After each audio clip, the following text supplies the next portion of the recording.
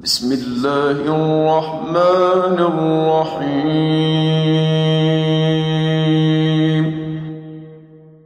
نعم تفضل.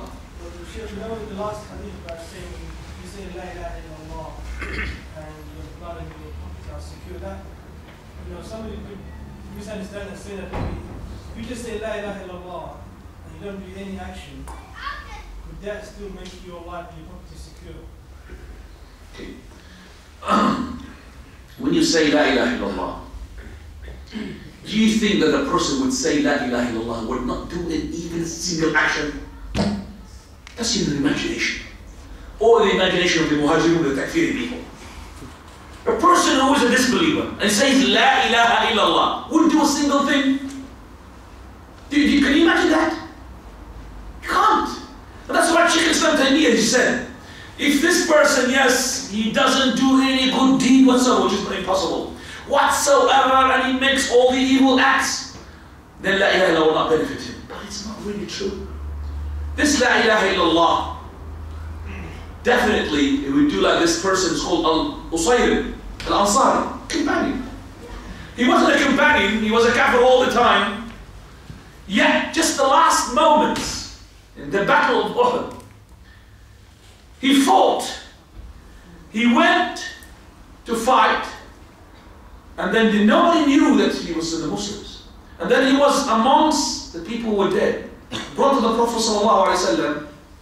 Before he died, the people asked him, "Did you come just to war? Why did you fight with us?" He said, "Because you hate your people, they want to get revenge on them?" He said, "No, I believed in Islam. I love the Prophet ﷺ." And he died. When the Messenger of Allah was told about this, he said, "He's in Jannah.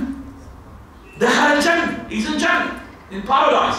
But yet he hasn't prayed a prayer. Do you understand that? Nothing.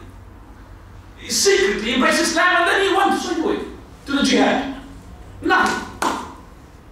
That's a good example for you." So that's what just went, khalas, and he fought and he died. Not a single prayer. That's a good example. So I'm talking about these people who say, he says La ilaha illallah, doesn't do any good deed. Subhanallah. It reminds me of Abu Dharr radiallahu anhu. When he asked the Prophet sallallahu alayhi wa sallam, when he said the person who says La ilaha illallah will go to paradise. Even he is a fornicator, even if he fornicates, or even if he's a thief. You know that's hadith. But there's another hadith where the Prophet ﷺ said, "What about if he didn't do anything in Islam?"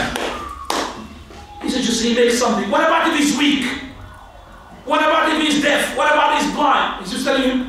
He said, "Why do you want to leave this brother helpless? Doesn't do nothing, Abu Dharr." He says, "Just forbid himself from harming others, and he's in Jannah." That's an action. Do you understand that? Just hold himself from harming people, he's in Jannah. And he is as well telling Abu Dharr, this person is helpless, he's going to do nothing. And I'm like, what about if he's a weak? He can't do this. What about if he's this? Radiallahu anhu. Now.